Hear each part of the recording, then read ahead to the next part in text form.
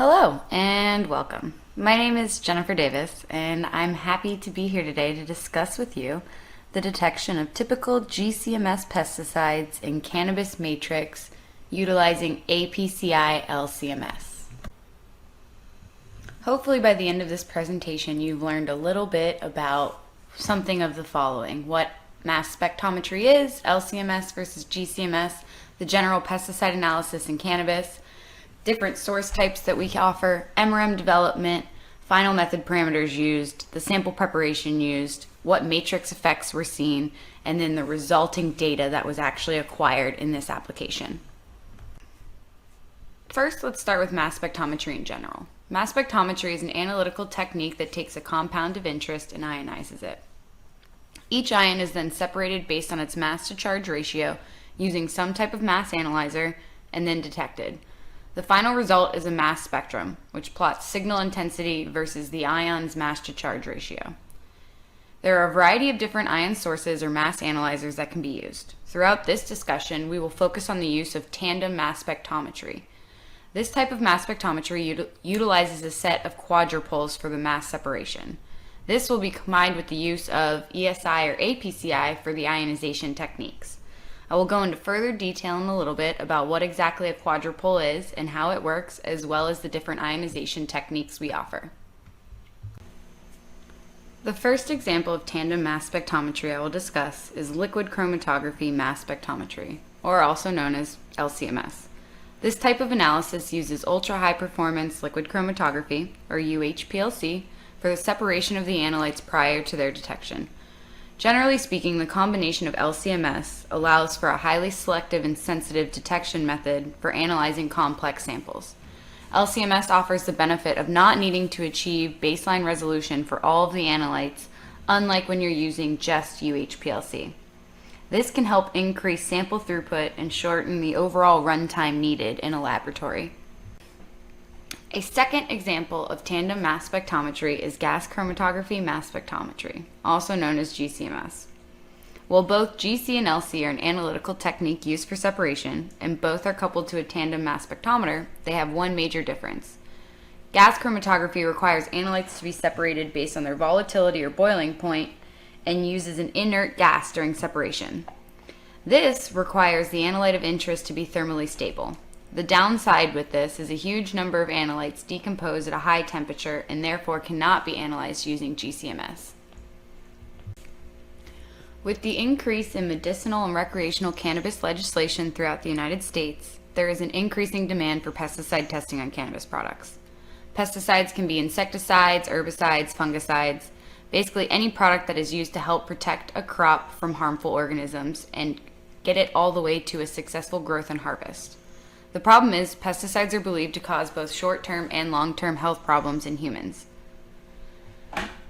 Because of this, there is an initial regulatory guidelines that are set. Within the cannabis market, this guideline is being set by each state individually. This results in a variation between the number of analytes tested and the required action limits from state to state. For example, California regulates a total of 66 pesticides and Oregon regulates a total of 59. Due to the volatility of some of these pesticides, laboratories currently require the use of both LCMS and GCMS to analyze the complete list. This study evaluates using APCI-LCMS for the quantitation of compounds frequently analyzed by GCMS. So what is APCI and why can it offer an alternative to GCMS? Normally when using LCMS, pesticides are analyzed with ESI or electrospray ionization. This is the process of infusing a liquid through a capillary and then applying a high voltage to it as it passes into the mass spec source. This creates charged droplets that are continuously evaporated until the sample ions are released into the gaseous state. Once in this gaseous state, the ions can travel into the inlet of the mass spec and along the ion path for detection. In APCI, or atmospheric pressure chemical ionization, however, the sample is vaporizing using a heater before entering the mass spec source.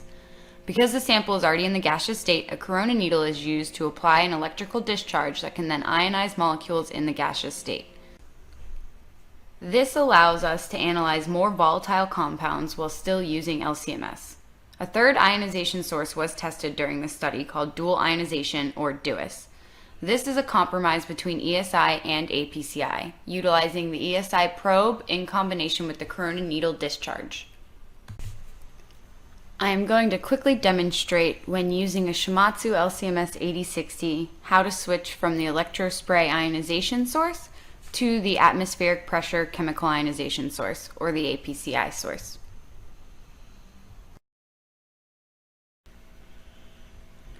The total process of switching from one source to another takes less than 30 seconds and can be easily done by any user.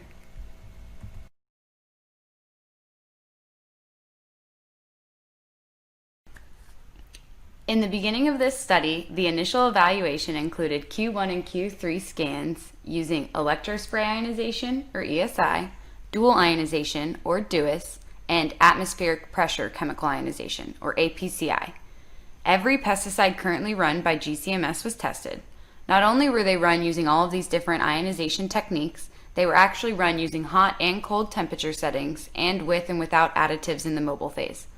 All of this initial scan data was then processed to determine the best ionization source and conditions for each pesticide. In this particular example shown, pentachloronitrobenzene, or quintazene, showed the best ionization using APCI. An in-source rearrangement was seen that was temperature dependent.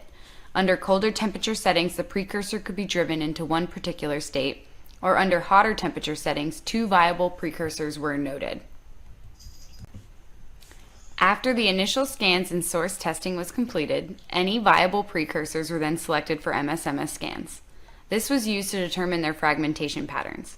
Continuing the example previously used, PCMB under hotter temperature settings had two viable precursors, 264 and 275.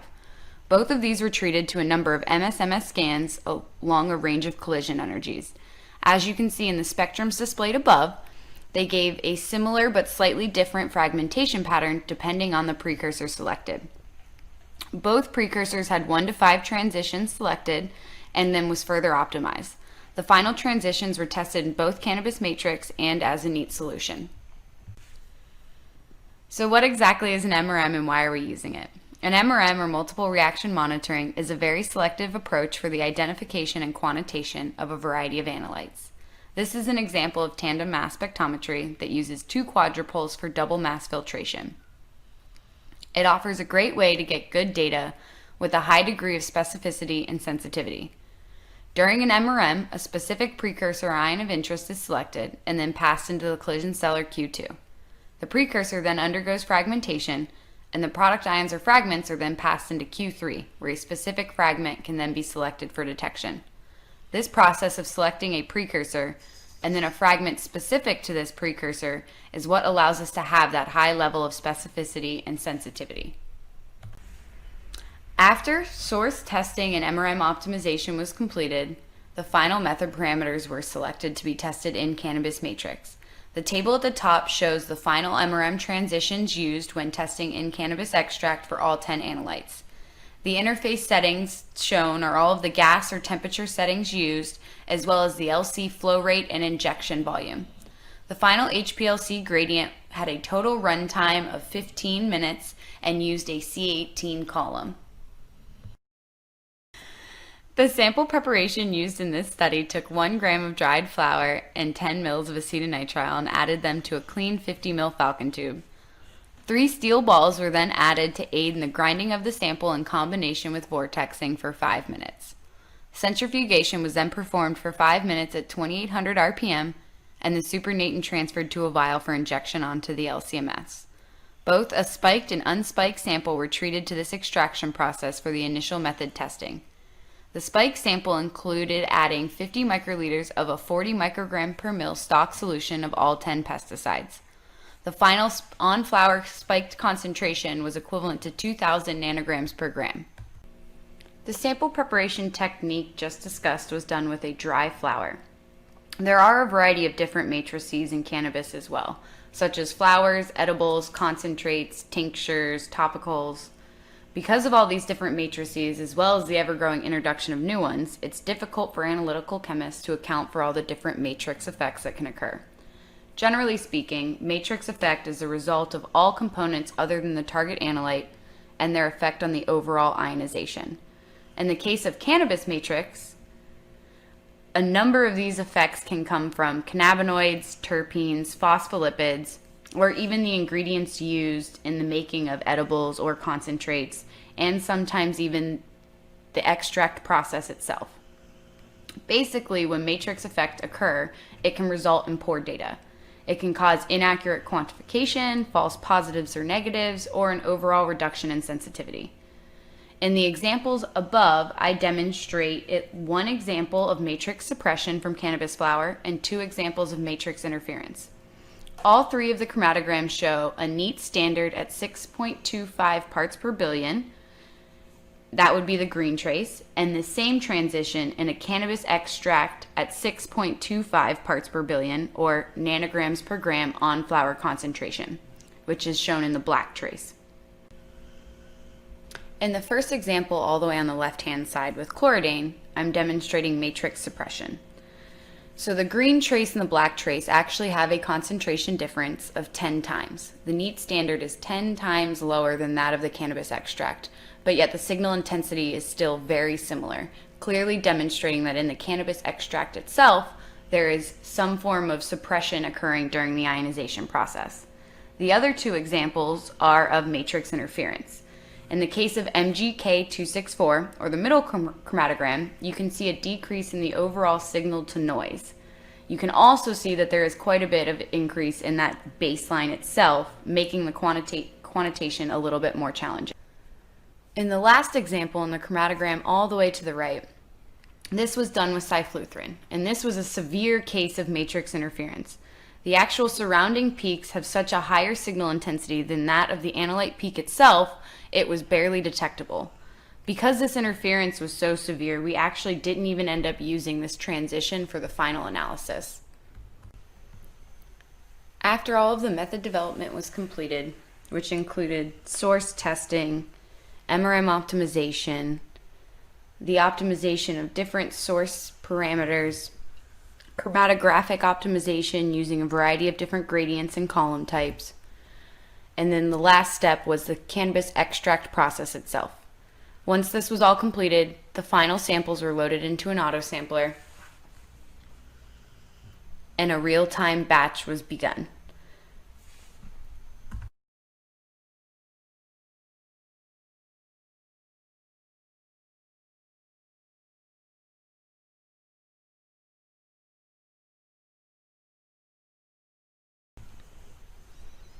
I have a short clip to demonstrate what the actual real-time analysis looks like inside the Lab Solutions software. After data acquisition, you can open up your data in post-run analysis for a quick check that all analytes have been found and their retention times confirmed before quantitation.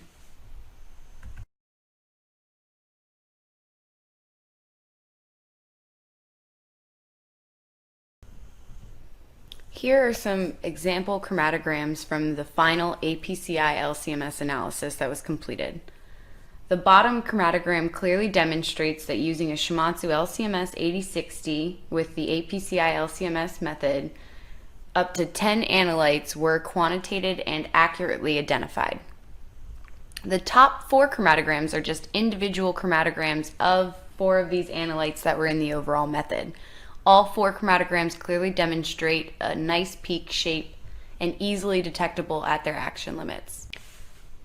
Matrix matched calibration curves were prepared using serial dilution and a spiked flower extract. The calibration ranges from 2,000 nanograms per gram to 7.8 nanograms per gram on flower concentration. The final range varied for each individual analyte and whatever their necessary action limit was. All calibration curves were plotted using peak area versus concentration with a 1/C weighting. As you can see, all of the curves demonstrated linearity with an R-squared of 0.992 or better. All curves were followed by a QC and a blank to evaluate the overall system performance and to do a carryover assessment. The use of an APCI-LCMS method clearly demonstrated that all LOQs were well below the necessary action limits set by both California or Oregon. The LOQs reported for each pesticide had a signal-to-noise ratio greater than 10 and had a % RSD value less than 20%. In the table displayed, you can clearly see what the set action limits were for both California and Oregon for all 10 of the analytes of interest, and what the actual observed LOQ was seen on the LCMS 8060 using an APCI ionization technique. And with that, I have come to the end of my discussion. Hopefully everyone has learned something new. I'd like to take a quick second to say thank you to Millipore as well as Shimadzu for offering the opportunity for me to discuss this. If you would like any additional information about anything discussed during this presentation, please feel free to go to www.growyourlab.com.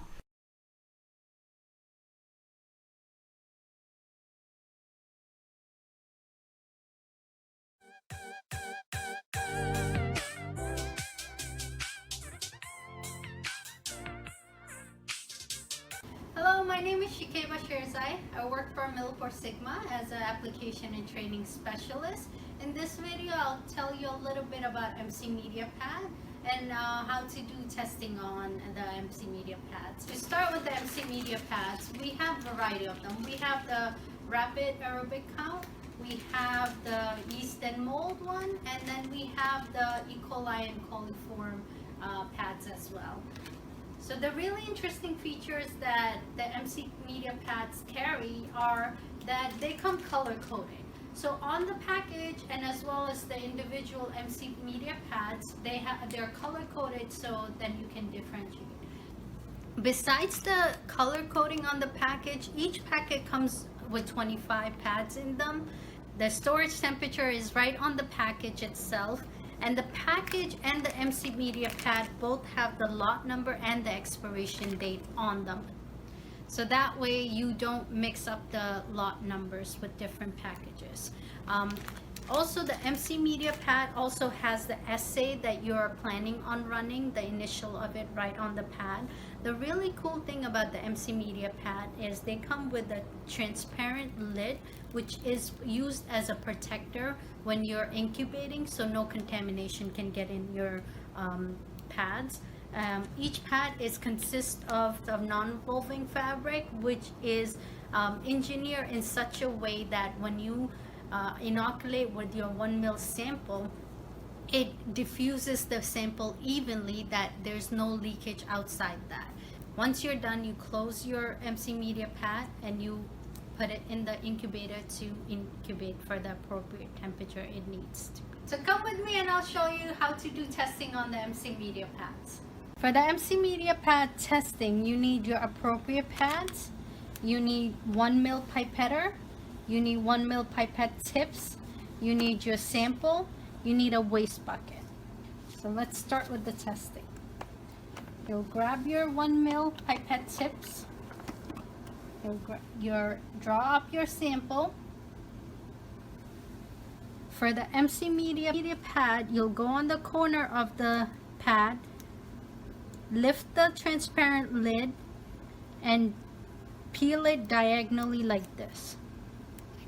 You'll take your sample and you will dispense it in the middle without touching the pad. As you can see, dispensing it evenly without requiring additional tools. Now you'll close your transparent lid slowly, like this. If you notice that there may be bubbles close to the non-woven fabric, all you need to do is take your index finger and go around the non-woven fabric without touching the fabric. What this will do is eliminate any bubbles, and that gives you a better reading when you have your samples.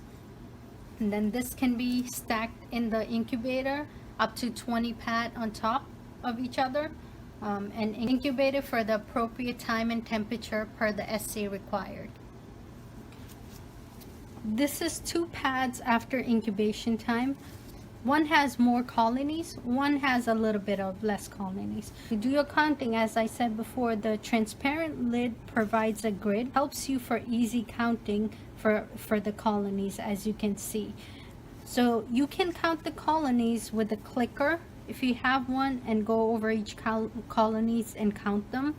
However, if you want an automatic system, There is an automatic system in the market. It's called the Scan 1200. It comes from a company named EnterSign. It basically does the counting for you automatically. It does read the MC media pad as well as petri dishes. Load the MC media pad on the scan. You simply just go ahead and put the pad on it.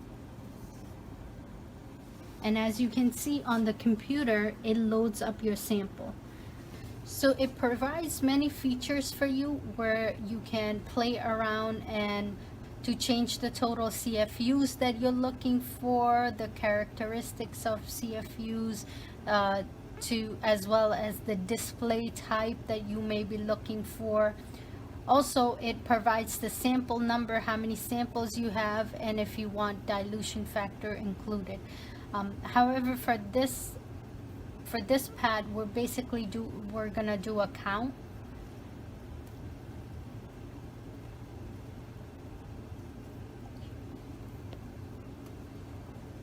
And then validate. And it does account for you. It recognized 13 colonies and the dilution factor was 1. So this is the automatic version if you're interested in knowing how to do this automatically. Hope you enjoyed the video. Feel free to reach out to any of us at Millipore and we'll be happy to assist you. Thank you for watching.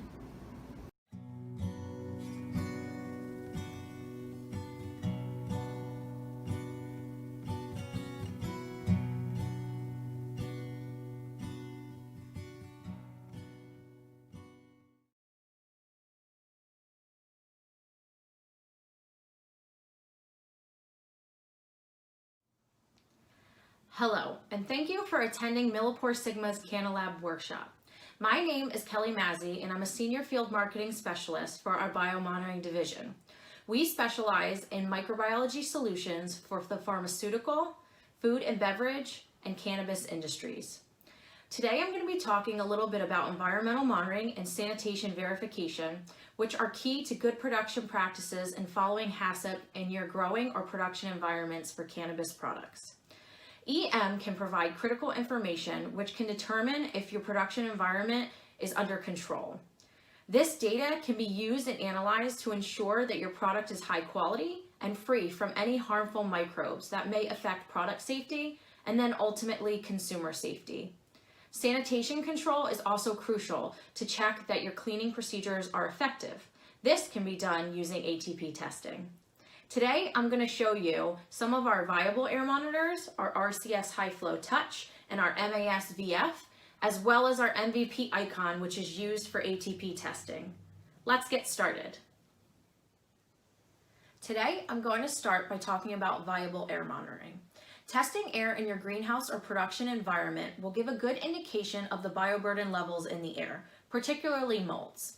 Testing at your site will enable you to see trends and know if there is any concern for the quality of your products.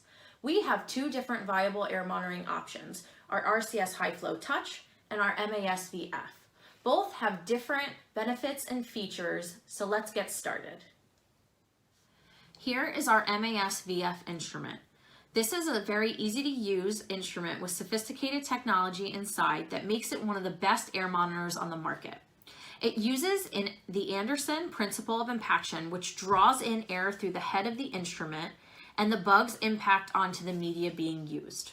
This is an open system which uses standard 90mm auger plates. The MAS VF samples at 100 liters per minute, allowing you to sample 1,000 liters of air in 10 minutes time. It is made of anodized aluminum, which makes the unit robust and very easy to clean. The instrument has a simple interface which enables you to pick a sample volume with just a few clicks, or you can put all of your parameters onto the instrument using the web-based software, and then all you have to do is just press start. So here's how we're going to take our sample. We have our air monitor here and our 90mm auger plates. We are going to take the head of the instrument off. We would place our 90mm auger plate onto the plate stand within the instrument. We would put our head back on and go through and press play. This is going to go through and sample at 1,000 liters per minute. I went on my web-based software and programmed a delay time of 5 seconds. As you can see, the instrument is now running, and that will indicate with the green blinking light at the bottom. The instrument will also go through and show you its progression visually as the sample is being taken. These bars will load and turn dark as you continue to complete the sample. Once your sample is finished, we would go through. We would certainly be using aseptic technique, and we would take our 90 millimeter agar plate. We can go through and we can go and incubate this in our lab, or we would be able to send this off to a contract testing lab for results. And that's how simple and easy the MAS-VF is to use. Here are some samples that you can see that I had taken previously. So once you go through and you incubate, you will see growth on these agar plates, and that will be a great indication if there are any bugs or anything of concern within your environment. That is our MAS-VF system.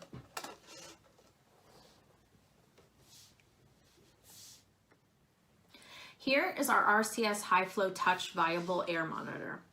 This instrument is going to use centrifugal impaction instead of sieve impaction like the MAS line. It will draw in the air from the environment and spin that air around the rotor head of the instrument. This will impact any bugs onto the media being used. The instrument is a closed system that uses agar strips with media such as TSA or SDA. The consumables are individually packaged, which allows you to only use what you need and not have to throw any plates away. This creates less waste.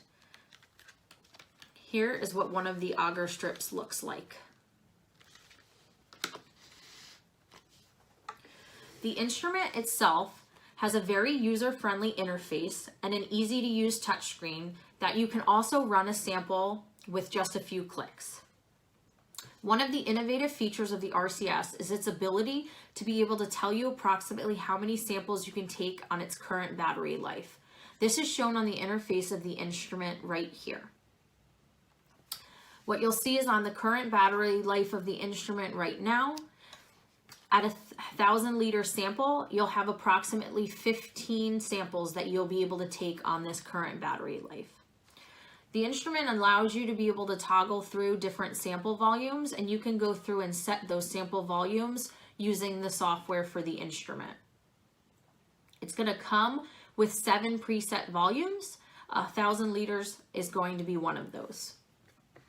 If we want to go through and take a sample, we would remove our protection cap, which will show us where our rotor head is.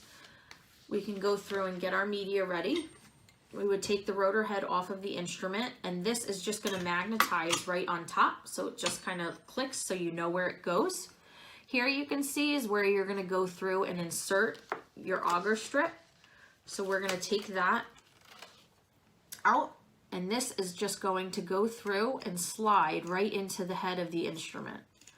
So we're going to slide that all the way in. Make sure that tab's there. This is just going to magnetize back onto the top of the instrument, and then we are ready to take our sample. It's as easy as just pressing play. Now the air sampler will go through and take 1,000 liters per minute. You have the ability to be able to toggle back and forth between the amount of time that is left, or you can go back to how much volume is left on that interface. Once the sample is finished, it will beep and let you know. You would go through and remove your protection cap, obviously using aseptic technique for all of this. We would take our rotor head off. We would remove our agar strip, and that goes right back into our little individually packaged or individual packaging. And then that is what gets incubated, and this is what you take your counts from. So that should show you how easy and simple both of our viable air monitors are, the MAS-VF and the RCS High Flow Touch. The RCS High Flow Touch can also be used for compressed gas testing. So these are two great environmental monitoring solutions for air monitoring that we offer for MilliporeSigma. Hygiene testing is crucial to determining if your sanitation SOPs are effective and if they're being followed correctly. Looking for ATP on a surface can help determine the cleanliness of an area and also measure sanitate effectiveness. This could lessen the risk of cross-contamination between lots and manufacturing processes. Let's take a look at the MVP icon. The MVP icon is a luminometer, which is used with a surface sampling device, as you can see right here, to determine the quality and HACCP-related monitoring of the environment after you clean and sanitize. The luminometer is going to detect microbiological residues measuring ATP using luciferase bioluminescence. ATP is found in all bacteria, yeast, and mold cells. The MVP icon is going to measure ATP in seconds, and then those results are going to be displayed on the instrument in zones of cleanliness, a proprietary scale which is adapted from RLUs. Those results are going to fall into a clean, pass, or fail area, so corrective action can easily be determined and immediately implemented. So here is what the MVP icon instrument looks like. It's very ergonomically designed and lightweight. It has a full color touchscreen, making it easy and efficient to use, and you can monitor and record all your results within the instrument. So I'm going to show you a quick demonstration of the sample process and how easy it is to use. To collect a sample, we need to go through and remove the sampling device from the tube. We're going to pop that off, and we're going to go through and sample about a 10 by 10 centimeter sample area. So I always like to say it's like a zigzag pattern that you would go through and use to take a sample. I'm going to use my desk for our sample so that you can see how this works. The sampling device is stable for 1 hour prior to activation. Then to activate the sample device, you can see the plunger right here. We're going to use our thumb and press down the plunger until it's fully depressed. So what's going to happen here is the reagents are actually going to disperse through the swab shaft uniformly, and this is going to release the sample off of the swab into the bottom of the collection tube, which you can kind of see right there. This swab is then going to be inserted the chamber of the MVP icon. So you can see at the top here, there's a little button, and that's going to open and show us our chamber for the instrument. We're going to go through and place our swab into the chamber, and then we will need to select our test point. So as you can see here, there's a little menu option for points, and that's going to show us all of the different points that we have loaded. I'm going to select point 1, and once that is selected, then we can go through and we can run our test. So I'm going to run that test right now. As you can see, there's a progress bar right here. It typically takes about 18 seconds, so it's a very quick time to result. The ATP level will be detected, and then you will see whether your sample passed, gives you a warning, or whether the sample failed. So now it's going to beep. It's going to let us know that our sample is complete.